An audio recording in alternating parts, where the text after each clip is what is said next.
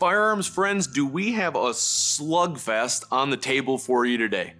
2 revolvers, both of which have estimates that reach into the 6 figures, both of which come in an incredibly rare factory configurations, and both tied to some of the most famous exhibition shooters of the Wild West show era at the turn of the 20th century.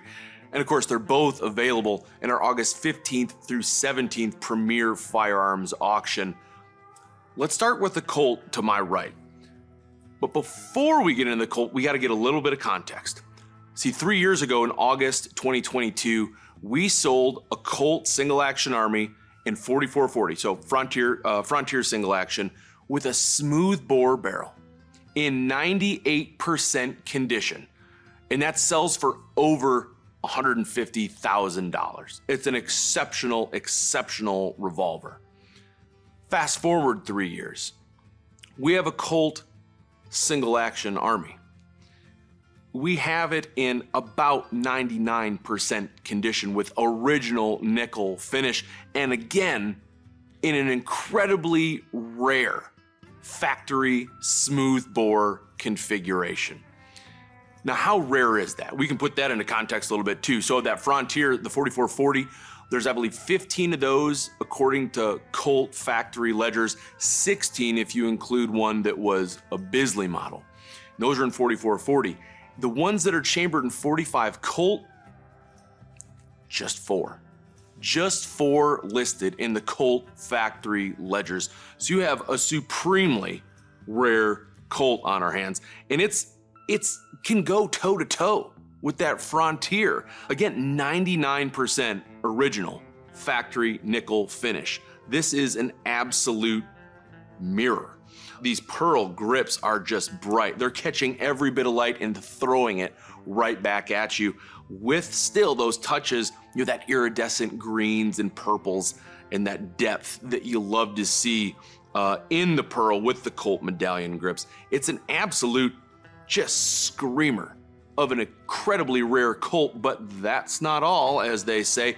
It's also, our 4440 was shipped to an individual, which you don't always find on your Colt factory letters. That was shipped to, I believe, the Chief of Police of Cuyahoga Falls, Ohio. This one is also shipped to an individual. Again, you don't see that every day. And it's shipped to an Emil William Lenders.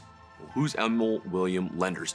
He's mostly known today as a Western artist, or an artist of the American West. And he's a substantial artist of the American West. He has paintings that are at the Smithsonian right now. So very much a respected artist of that medium. But he wasn't always an artist. In fact, in his earlier days, before he could make a living at being an artist, according to most of his biographies, he also had a part in these American Wild West shows. In fact, he performed with Buffalo Bill. He performed with Pawnee Bill. And he's part of these shows, and he's part of the shooting. So to have a smoothbore gun shipped to Emil William Lenders absolutely makes sense. Now, this gun is shipped in 1919, however. Buffalo Bill is dead at that time. He's passed in 1917. Pawnee Bill is still around, but in 1919, Lenders is actually performing in the Princess Winona Wild West show, and playing the role of Princess Winona is Lillian Smith. Lillian Smith, one of the most famous exhibition shooters, female exhibition shooters of that era as well, just short of Annie Oakley. So he and Lillian Smith are in this show, and this is towards the tail end of Lillian Smith's career. But they're absolutely performing together. She's still performing incredible feats with her revolver. In fact, there are things that Lillian Smith could do with a firearm that Annie Oakley could not do. Specifically, she's called the crack shot lady champion of the world, and there's other descriptions call her like the horseback crack shot lady champion, because one of the things she could do that Annie Oakley famously, and most biographies said that could not, was hit these targets from horseback, standing on horseback. Annie Oakley, of course, could do that, but apparently didn't have the level of polish that Lillian Smith did.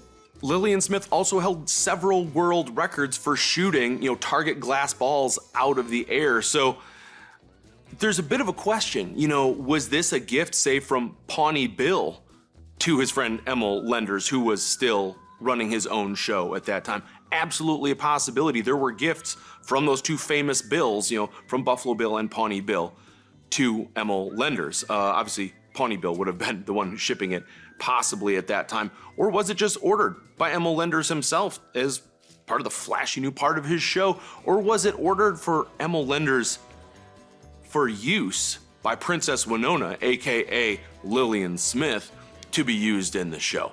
Now, whether it was, any one of those three scenarios, absolutely supremely rare colt in about the highest level of condition with direct ties to some of the most famed Wild West exhibition shooters of that era.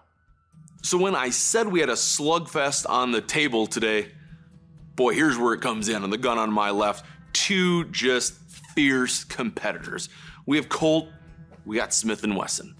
You got a single action army, you have the Smith & Wesson new model number 3. Well, of course, we have special configuration, we have special configuration. I mean, not only are they competitors in every sense of the word, but for the commercial sales, but for the golden goose of military contracts as well. They're even competitors here at Rock Island Auction Company, with each model going into some of the very top sale prices that we've ever achieved in our over 30 years in business. With special configuration, let's talk about this special configuration. Not just a new model number 3, this is the new model number 3 special target. They have their own serial number range by Smith & Wesson, so they're already kind of set aside. Not too many made, and this has special order features on top of that. So like a special target, you're gonna have this adjustable U-notch rear sight. One special order feature, we have a bead front sight here, which should maybe start to give you a hint of what the next special order feature is.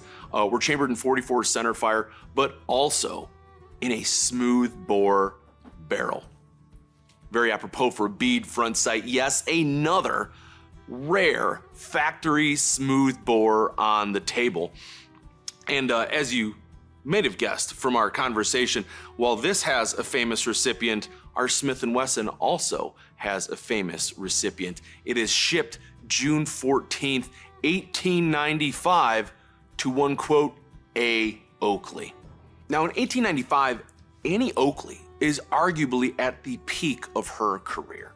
She has already performed twice for Queen Victoria. She's been a part of international exhibitions, and she's arguably like America's first female superstar. Heck, she's an international female superstar at that point. And she's known to have owned multiple Smith & Wessons. So this is in the right time frame, and it's absolutely the right model. Rock Island Auction Company has sold an Annie Oakley Smith & Wesson. There's one at the NRA National Firearms Museum. There is one at the Autry, and as you might expect, there's one in the Cody Firearms Museum. So not only are these two guns competitors, not only are Colt and Smith & Wesson competitors, not only are the models competitors, and not only are they competitors at Rock Island Auction Company, but the two lady shooters behind these guns were also tremendous rivals and competitors. On one hand, Annie Oakley, demure, modest, conservative, evoking that Victorian woman, prim, proper, but yet also challenging those social norms by being a woman who's shooting a firearm, typically a man's activity at that point. She's a patriot, she's a feminist. On the other hand, we have Princess Winona, we have Lillian Smith, flashy dresser, bawdy. By several accounts, she is quote unquote a shameless flirt. You have Oil and Water. And this, of course, came to a head when they're both performing for Buffalo Bill's Wild West show. There are times Lillian Smith is said to have gotten the better of Annie Oakley.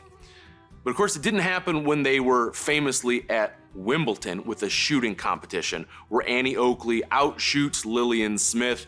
Apparently it was so bad, Lillian Smith was fairly embarrassed, was fairly ashamed by her showing there. Annie Oakley won that battle. Lillian Smith won the slightly bigger battle. Apparently there was enough tension between the two, mostly, according to most accounts, from Annie Oakley, who just bristled at Lillian Smith, that she and her husband left the show in 1888. They didn't come back until 1889 after Lillian Smith had left the show. So Lillian Smith, again, may have won that battle. Annie Oakley wins the war, not only for coming back to the Buffalo Bill show, something she performed in for, I believe, 16 or 17 years, but also with her legacy. You know, she has this shining legacy in America, and of course, this enduring popularity and for what we remember her for today. Lillian Smith, on the other hand, dies almost destitute, not quite, but alone and largely forgotten. So Annie Oakley, of course, wins the war. We'll see who wins what war when these two guns cross the podium in our August 15th through 17th premier firearms auction. Come to Bedford, Texas if you can. Put these in your hands. Not often do you find the smoothbore configurations, let alone those shipped to some of the most famous exhibition shooters of all time, let alone of that era. Absolutely fantastic firearms. And of course, if you can't come to the auction, head over to rockislandauction.com. Great descriptions, lots of photos, and of course, you can place a bid or two. Hope to see you there, but until next time, keep your powder dry.